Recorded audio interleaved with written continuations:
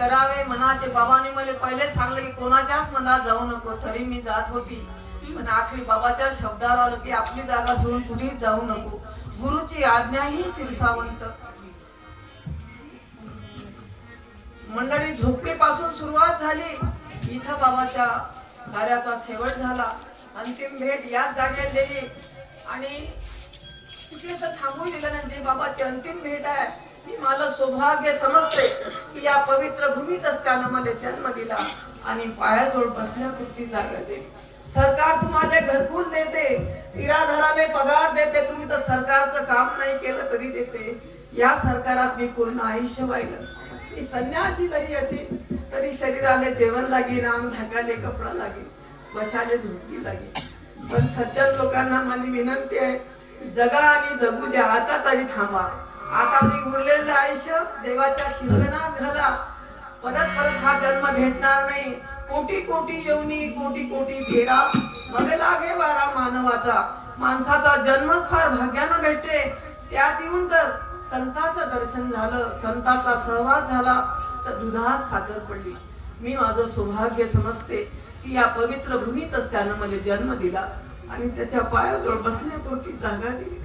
की त्या कुत्र्याला देव समजला की त्याची समाधी झाली तर माणसाचे का होणार नाही. संत हे ट्रॅफिक पोलिसांनी कळलं, या मार्गाने जाऊ नका, या मार्गाने चला. बाबाच्या हर शब्दात अर्थ आहे. मंडळी, बाबाच्या हर शब्दाचं मी पालन केलं. बाबा बरोबर मी पूर्ण भारत देश फिरली, चारीधाम यात्रा फिरली. हे शिव मंदिर पुढच्या पिढीवाल्यानं बांधून दिलं. आमच्या अलमेळा साहेबांना बाबाचं समाधी मंदिर बांधलंय.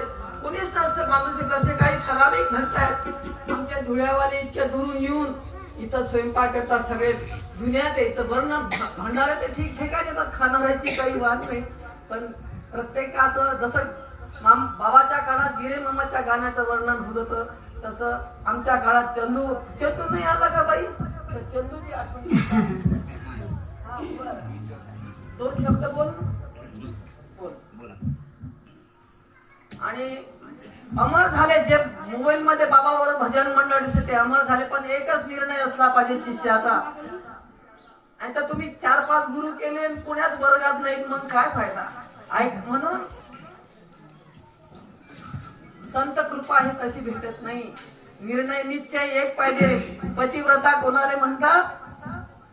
एक मालक. 5-5 मिनिटांना पती बदणार बाई सती नाही होऊ शकत. म्हणून असा निर्णय कर की चंदू तुला उद्धार झाला पाहिजे. चंदूनं माल्यावर भजन लिहिलं की आता नको आम्हाला गरिबी, देग तू असला.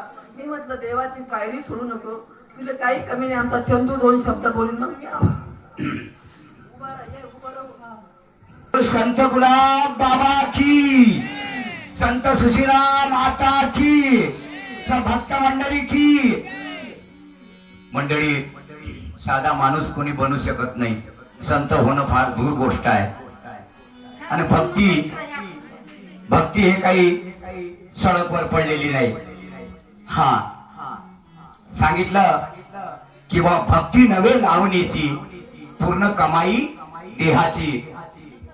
बाबाच्या हर शब्दाचं या आईनं आतापर्यंत पालन केलेलं आहे. आणि बाबाचं जे उरलेलं कार्य आहे ते माताजी आजही करत आहेत. धन्य झालो. मंडळी, एक सुंदरसं भजन. मला काही जास्त बोलता येत नाही कारण मी काही जास्त शिकलेला माणूस नाही आहे, परंतु